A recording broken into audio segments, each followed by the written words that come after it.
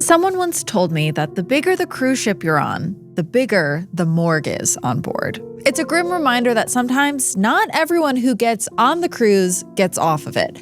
And that is at the center of today's story. It's about a pair of newlyweds that got on their honeymoon cruise together, but only one of them got off.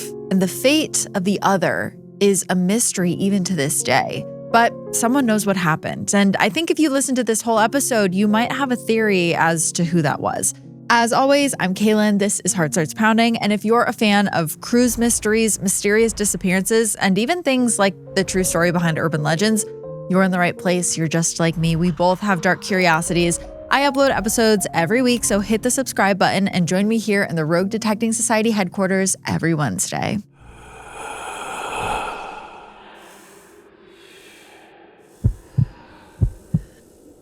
It's when your heart starts pounding.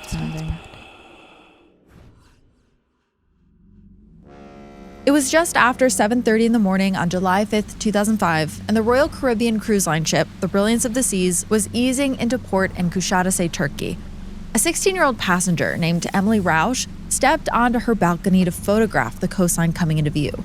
She lifted her camera, and that's when something a few decks below her caught her eye. One of the ship's lifeboat canopies, the white metal awning that keeps the boats covered, it wasn't white anymore. Stretched across it was a dark red stain. Now, parts of it had already dried in the morning sun, and smeared into it near the edge was what looked like a handprint. Emily took a photo, and then she called security. It turns out she wasn't the only one doing that. Other passengers had seen this horrible stain too, and the calls were stacking up. It looked like someone had bled out on top of the canopy, they said. But the source of the blood, that is the person the blood belonged to, was nowhere to be found. This stain was directly below a row of cabin balconies, 12 of them stacked up the side of the ship.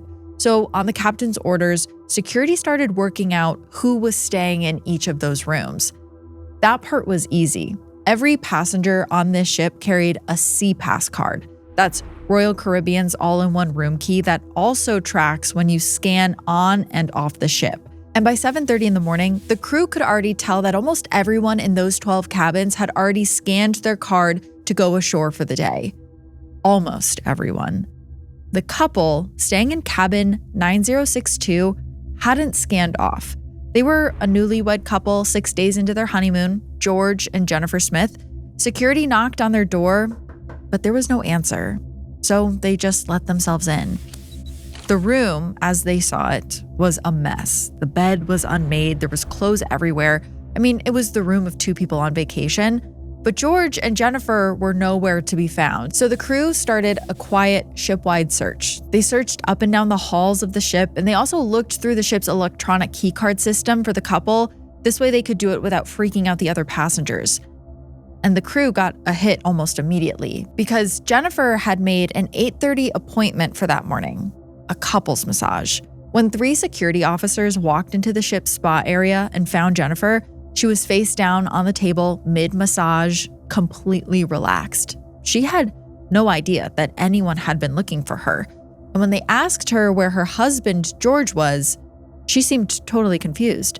She hadn't seen him since the night before, and although he didn't arrive for their couples massage, she didn't seem worried at all. The security officers escorted her off the table and brought her to the ship's nurse, where the head guest services broke the news to her as gently as he could. George was missing, and they thought from the looks of it that he may have gone overboard. On top of that, it just wasn't looking good in general. Even if they knew exactly where the ship had been in the ocean when he went into the water, and let's be clear, they didn't, the currents could have already carried him miles away. The odds of finding George alive were basically zero at this point. Jennifer had only been married to this man for 10 days, and now she was being told that he was most likely dead. The couple had met a few summers earlier in Newport, Rhode Island, where George was renting a beach house with his friends. One of the other renters had a sister, Jennifer, and the second that George met her, that was it. His own sister later described him as a serial monogamist, but said that Jennifer was totally different. He got very serious with her fast. She moved in not long after they started dating, And the couple was really cute. All of their friends said they had this adorable Monday night routine because George had Mondays off of work, and so he'd grill Chilean sea bass for her out on the grill, sometimes in the snow if he had to. Eventually, George gave up a tech job to move home to Greenwich, Connecticut and help run his dad's liquor store. Jennifer, of course, came with him, and soon he proposed to her, and the two of them planned the kind of big cliffside fairy tale wedding that you dream about. That wedding happened on June 25th, and 10 days later, George was gone, and Jennifer was standing in the nurse's office in a swimsuit cover-up trying to understand what she was being told. Now, the crew needed to know more about how George could have possibly gone over the side of the ship, so they asked her, "What happened last night?" Well, Jennifer said she didn't remember. She knew that the couple had gone to the casino, but after that it got really hazy, and then her memories just stopped. She knew that she'd gotten back to her room a little before 5 a.m. and had passed out on the bed, but she couldn't remember how she got there. She did know, though, that George wasn't in bed with her, but she said that that wasn't necessarily alarming because they had had a fight the night before, and she figured that he crashed in a new friend's cabin and would maybe turn up at the spa the next morning. The authorities could not believe what they were hearing. Your husband of 10 days is missing. There's blood all over the side of the ship. And your story is, we were fighting, I don't remember anything, and so I went to my massage. Now, Jennifer sat in the nurse's station waiting for someone to come get her when all of a sudden, the captain came in and he sat down next to her and he told her that he thought he knew what had happened to George. He said that he took a good look at the balcony himself and he thought that he could make out a mark in the morning dew on the railing. It almost looked like a butt print, like George had been sitting up on that railing. He guessed that George probably climbed up there, maybe to smoke, and then a wave rocked the ship and he went over.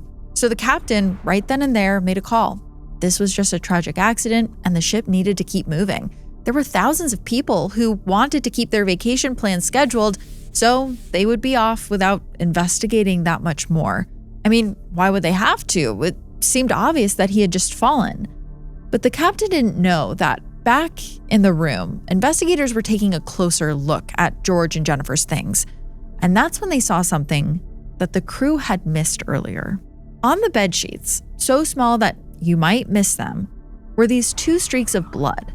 They were each about 2 centimeters long, sitting right next to each other. They almost looked like the number 11. This wasn't a lot. I mean, it was nowhere near the amount of blood that was on the canopy below, but it was blood in the newlywed's bed that no one could explain. It was a little late for this discovery, though. The captain had already decided that they needed to keep to schedule, so Turkish police took Jennifer ashore for questioning while the ship got ready to depart. And then she was taken to a hospital for a physical exam, and she describes it as being in a rougher part of town where a male officer looked her over while no female officer was present. By the time she got back to the dock, her and George's luggage was already sitting there waiting for her, hastily packed by the crew, and George's tennis shoes were poking out of the bag. That meant that someone had gone into their room and cleaned it already. The Brilliance of the Seas sailed off that evening without Jennifer, and she was left in a port city where she didn't speak the language, waiting on her dad to come help her book a flight home. And then, when she arrived back home, Jennifer did something no one was expecting. She went completely quiet.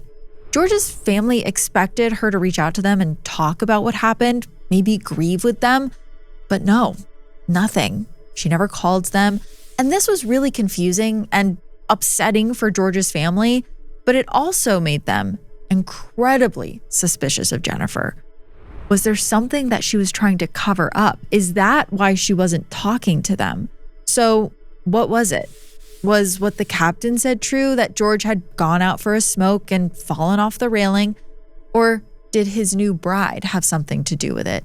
Well, they had no idea that the investigation on the ship turned up a lot more than the family was told about. Specifically, it turned up some information about where Jennifer was that night and how what happened to George was likely not an accident. The pages of Royal Caribbean's report painted a much clearer image of the trip that George and Jennifer had taken leading up to his disappearance, starting at the beginning of their journey. On June 29th, 2005, in Barcelona, George and Jennifer walked up the gateway of the Brilliance of the Seas for the first time. And let me describe this ship to you a little bit more because I think it's important. It's basically a floating city. There's 13 decks, nearly 850 crew. There's restaurants and pools, a spa, a whole casino, and then there's also a nightclub up top. And for the first few days, this 12-day Mediterranean cruise was the honeymoon of their dreams. And they fell into a rhythm on the ship fast. They would spend days off of the ship, exploring port towns. Then they'd be back on the ship at night with a rotating cast of other passengers that they kept bumping into and befriending. If you look at pictures of them at this time, they're tan and they're happy and they're toasting their good luck. By every account, this honeymoon was going perfectly. But two things stuck out to the other passengers on this cruise. The first was that George couldn't really hold his liquor, as evidenced by their second night at sea when their own next-door neighbor filed a noise complaint about the honeymooners. George was incredibly drunk at the time. And the second thing was this group of young men that were on board. They were Russian and they were also traveling on the ship with their families, and they were quietly becoming the crew's problem child. There was Greg Rosenberg, who was 18 years old, his cousin Zach, and their friend, Rusty Kaufman. A few days in, they had gotten written up for cursing out room service over the phone, and on July 3rd, 2 days before George's disappearance, they were caught drinking and smoking by the pool. And when officers asked them to knock it off, one of them shouted back, "Nobody can stop me." And it got bad enough that the ship pulled their parents aside and laid down an ultimatum for them. One more incident, and the whole group was getting forced off the boat at the next port. And all of this leads us to the day before George disappeared, July 4th. That day, the ship docked at the Greek island of Mykonos, and George and Jennifer had a beautiful day together. They wandered the white and blue streets, they sightsaw, they even grabbed a photo with the actress Tara Reid, who happened to be traveling there as well. And that afternoon, they headed back to the ship to have a romantic dinner and toast their marriage, while somewhere below, the captain was charting a course overnight for Turkey. At around midnight that night, the couple drifted into the casino, as most of the adults on the ship did.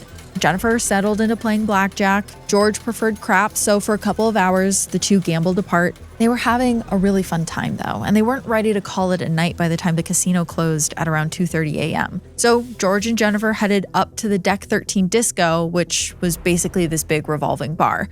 But at that point, there was a group of guys with them who also didn't want the party to end. That group included Josh Askin, who was a 20-year-old from Orange County that they had met days earlier on a shore excursion, and also the three young Russian troublemakers, Greg, Zach, and Rusty. And it's right around then that that group of boys makes another room service call. And this time, at least according to the staff, they threatened to throw the operator overboard if their food didn't come fast enough.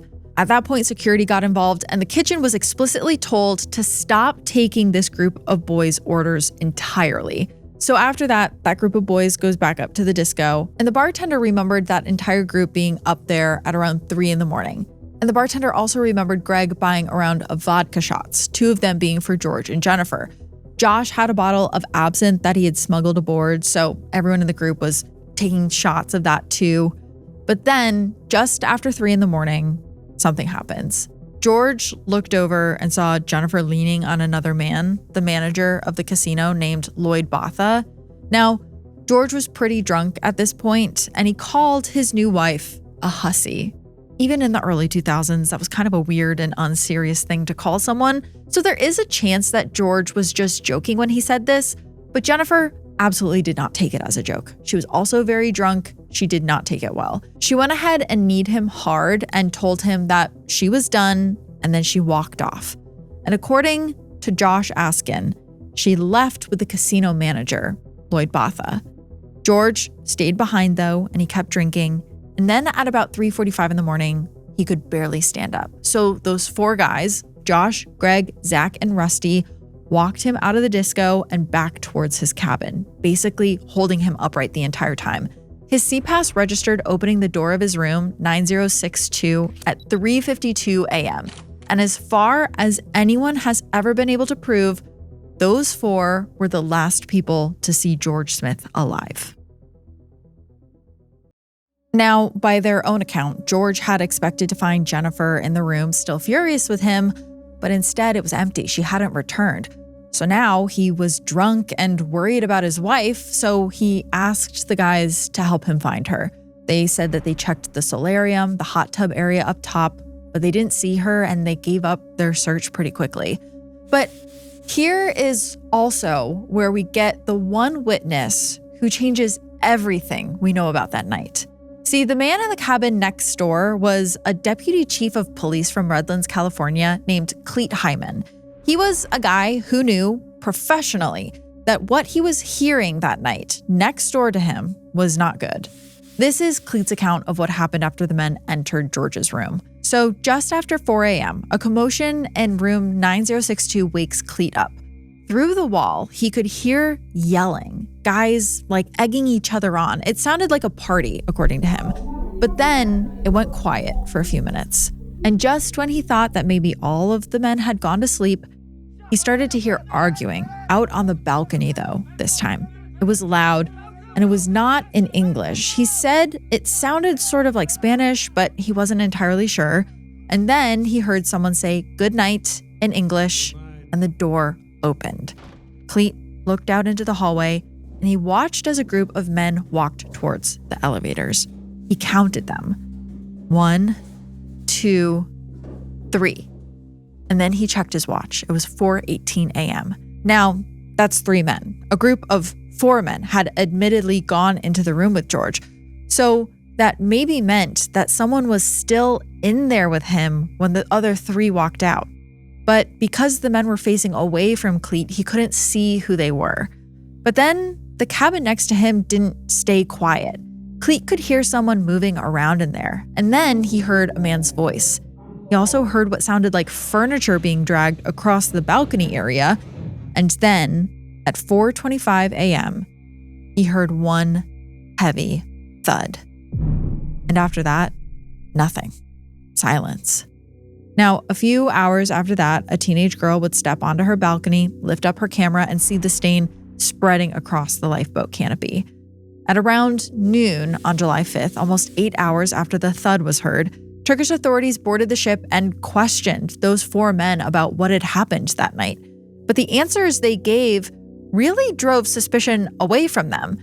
They said that George was drunk and passed out on the bed when they all entered the room, so they took off his shoes for him and they all left the cabin together. And then they went back to one of their own rooms and ordered a ton of room service. They said that they had a photo of the food that was time-stamped and would prove this.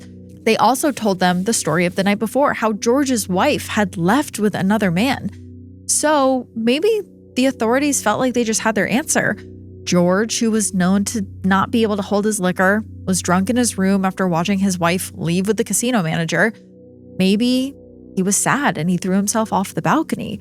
Or maybe he just went out for a cigarette and really did just fall. But what about what Cleet had heard? And what about those 2 bloodstains on the bed sheets? Well, the investigation was over for now, it seemed. The men were released, and those questions were unanswered. And George's family just had to live with the not knowing of what really happened to him. That is, until years later, when someone finally started to pull on those loose threads. Here's how the threads got pulled. So after George disappeared, Jennifer, who was his wife and also his next of kin, settled a wrong death claim with Royal Caribbean in 2006 for a little over $1 million. George's family was super furious with this. They were his heirs too, and they had no say in that settlement. They thought that she had sold their son short and done it really fast to avoid being deposed, so they decided to hire their own attorney, a man named Mike Jones, and they went after the cruise line themselves. Now, Royal Caribbean and the FBI wouldn't hand Mike anything at first. So for years, Mike had to build the case against the cruise line the hard way. He subpoenaed his own witnesses, he worked off of public reporting, he had to chase the last 4 men to see George through their own lawyers. And when he was finally able to interview them, it was horrible. It went basically nowhere. When he got to Josh, he basically pled the fifth and wouldn't say anything to Mike. The Russians weren't much better. But Mike kept pulling at these threads, and the more he learned about that night, the less it looked like a man falling off of a balcony by accident, and the more it looked like something had intentionally been done to George. The family's case finally settled in 2010 for $1.3 million, and sure, the money was part of it, but there was something else that they got in that settlement that they wanted more than the money. Royal Caribbean had to hand over all of the case files to the family. Key card logs, phone records, room service tickets, security reports, crime scene photos, their own interviews with the passengers and the crews. This was massive because it let Mike reconstruct that night minute by minute. And that's when he learned some key pieces of information that changed everything he knew about that night. Let's start with Josh, the 20-year-old from Orange County. Remember, Josh had helped investigators piece together Jennifer's night, the parts that she couldn't remember. He insisted that she had left the disco with a casino manager, a South African man named Lloyd Botha. Except that had been a lie. Mike looked at the keycard logs from that night and realized that was impossible. Lloyd Botha had swiped into his girlfriend's cabin at around 3:25 a.m. before Jennifer had even left the disco. He was in for the night with someone else. Jennifer had left the disco alone at around 3:30 in the morning. A member of the cleaning crew actually watched her go and confirmed the time. He watched her stumble out so drunk that she clipped her head on the wall. And he was worried enough to ride the elevator down with her just to make sure that she got back all right. And what this crew member saw actually helps us fill in some of the gaps that Jennifer didn't remember herself. See, he watched Jennifer turn and walk down a hallway, and he assumed that she was going back to her room. But what he didn't know was she was headed in the wrong direction. She never made it back to her cabin. She actually just wandered lost around the halls until eventually she dropped down and fell asleep in the middle of the hallway. Another crew member would later find her and help her back to her room just before 5 a.m. And that's where she was when she had that flash of a memory of being in bed without George. But Jennifer had left the disco by herself. George did not go with her. The most she was guilty of that night was getting blackout drunk and kneeing her husband for calling her a hussy. So Mike wondered why Josh had invented that story if he knew it wasn't true. So he decided to look deeper into those four men's alibi. Remember, it was that room service feast. Mike went looking for that order in the crew's record, the call logs, the kitchen's handwritten ticket book. The phone logs did show that there was a short call placed from one of the men's rooms at 4:13 in the morning, but the kitchen records show nothing was delivered. And actually, remember, the kitchen had been told specifically to not deliver to these men. Earlier that night, they had called and threatened to throw one of the employees overboard. And at another point in the trip, they had cussed out the staff that was taking their room service order. So the men had called about 10 minutes before the thud was heard, but they hadn't received a room service order. When questioned, the men insisted they had received that order. They could even tell investigators what they had: tuna sandwiches, cheeseburgers, the works. They said maybe the staff had forgotten to write the order down. But here's another problem. The keycard logs show Zach and Rusty swiped into their cabins at 4:05 in the morning, and Greg swiped into his at 4:07.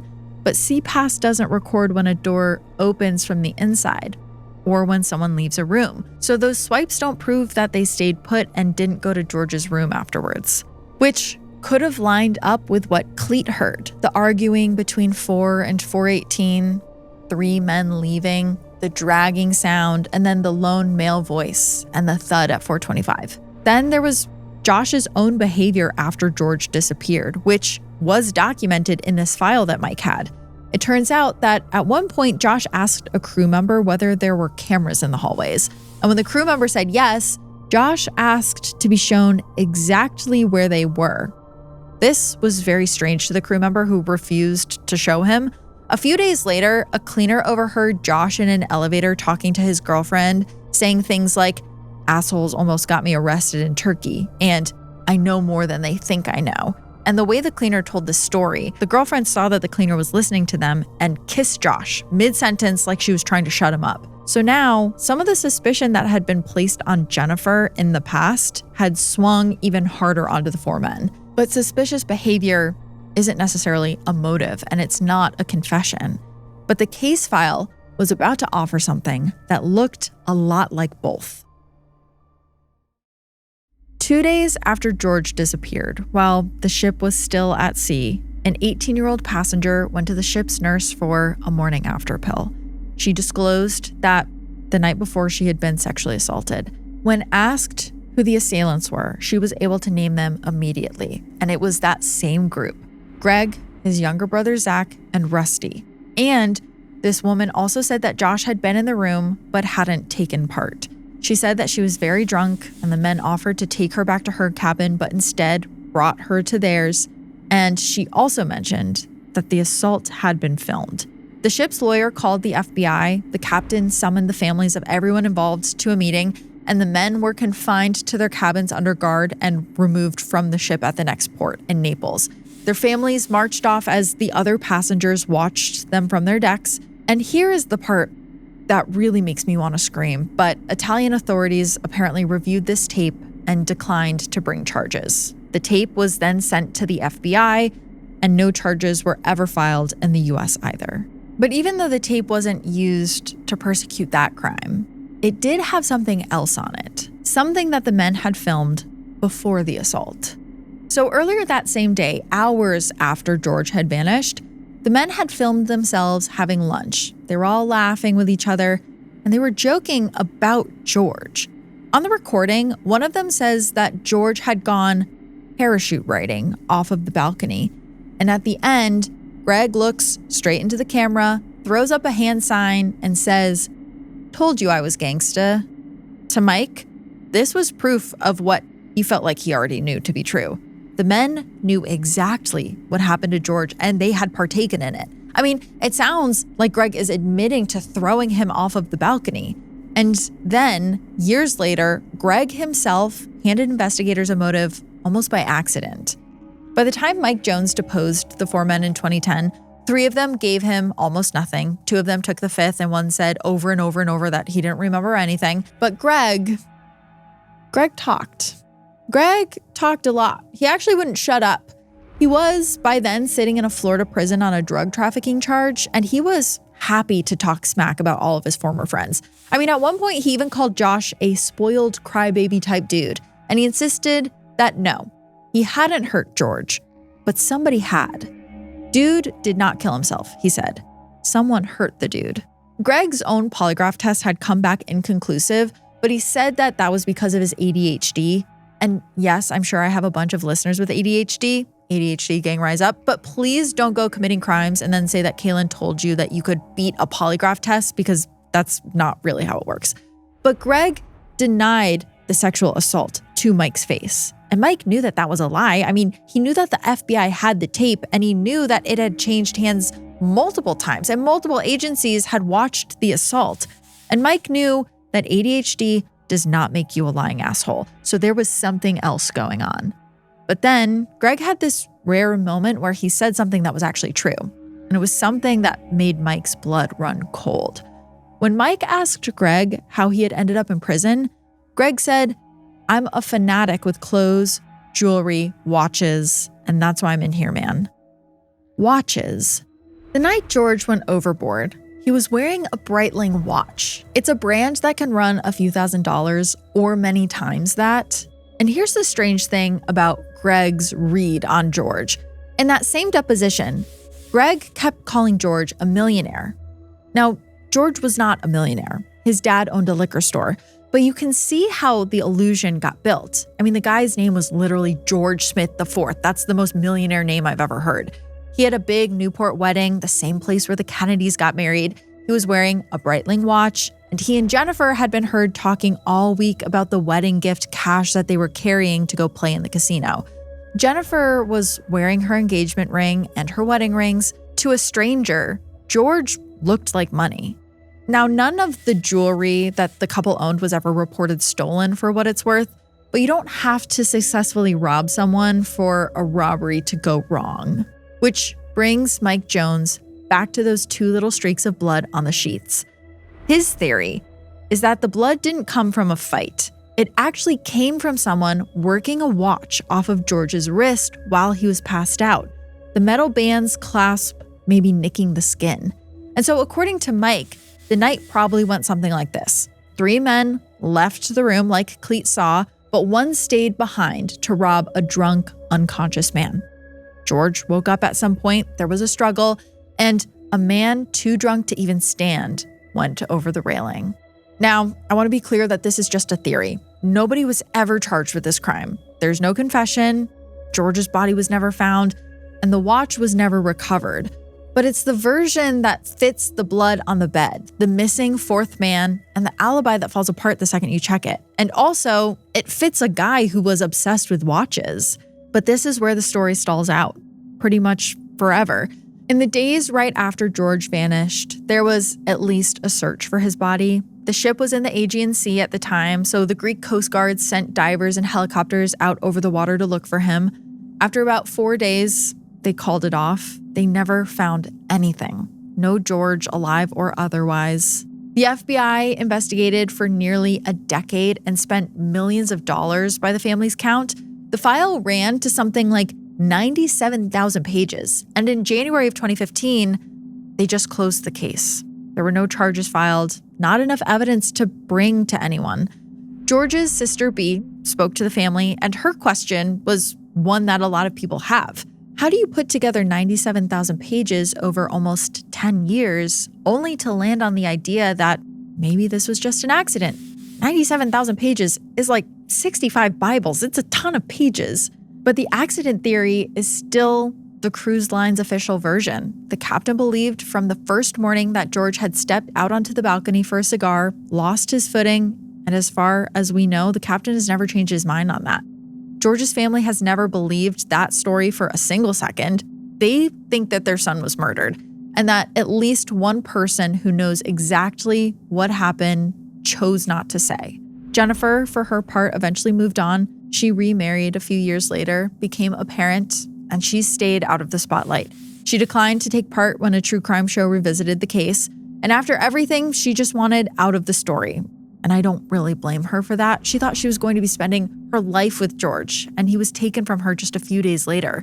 The whole story is devastating.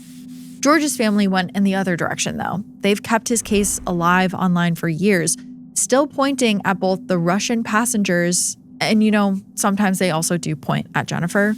And the one man who always seemed willing to talk, unfortunately, cannot anymore. On December 23rd, 2019, 14 years after George disappeared, Greg Rosenberg was shot and killed in the driveway of his home in DeVille, Florida. Police released surveillance footage of a vehicle fleeing the scene and called it a targeted hit. And his murder, in an almost ironic twist of fate, is also unsolved.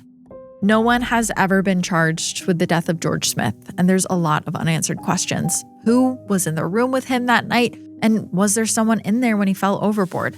Is there a chance that this was just an unfortunate accident? Well, I'm going to leave you with this because there's one detail that I keep coming back to, and that is the bloodstain on the canopy. It was the thing that might have shown investigators what actually happened to George. It got hosed off the side of the ship at around 6 that evening, per the captain's orders, before the FBI ever stepped foot aboard. The stain was scaring passengers, and the ship had an image to uphold. Then George's room got cleaned, and the ship set sail right on schedule. And once you understand how a cruise actually makes money, it starts to look less like incompetence and more like incentive. Cruise lines run on really thin margins on the tickets themselves.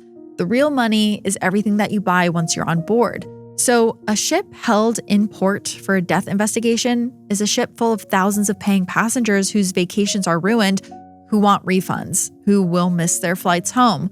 A murder is a catastrophe. An accident is just paperwork. And out in international waters with the FBI and a foreign government both technically in charge, it's way easier if a problem just drifts away. But it is a little bit hard for cruise lines to ignore the deaths of passengers now, and that is in part thanks to George's case. The outcry was loud enough that by the end of 2005, cruise executives were getting hauled in front of Congress to answer for how passengers' disappearances were handled. Jennifer herself submitted a written statement about how she felt Royal Caribbean had treated her, and that pressure helped push Congress to pass the Cruise Vessel Security and Safety Act in 2010, which finally required cruise lines to report disappearances and serious crimes to the FBI and Coast Guard. The industry also signed onto a voluntary cruise passenger bill of rights, none of which brings George back, but it means that the next family gets answers instead of a hosed-off deck. And now, I turn it over to you guys. Was this just an unfortunate accident, or was someone responsible for George's death? Was the investigation that was done handled well? You guys can leave a comment wherever you listen. As always, I will be here next week with another episode for you all. If you want more, we have bonus episodes that are available on Patreon and also to Apple Podcast subscribers. And we also have a weekly show available on the High Council tier on Patreon, where you can listen to more information on the episodes that we cover each week. Sometimes it's stories that didn't make it in. Other times it's extra context or whatever true crime story we're thinking about that week. You can join us over there. I will see you next time. And until then, stay curious. Ooh. Heart Starts Pounding is written and produced by me, Kaelyn Moore. Our associate producer is Juno Hobbs. Heart Starts Pounding is also produced by Matt Brown. Additional research and writing by Greg Castro. Sound design and mix by Red Room Creative. Video editing by Creative Step. Special thanks to Travis Dunlap, Grayson Jernigan, the team at WME. Have a heart-pounding story or a case request? Check out heartstartspounding.com.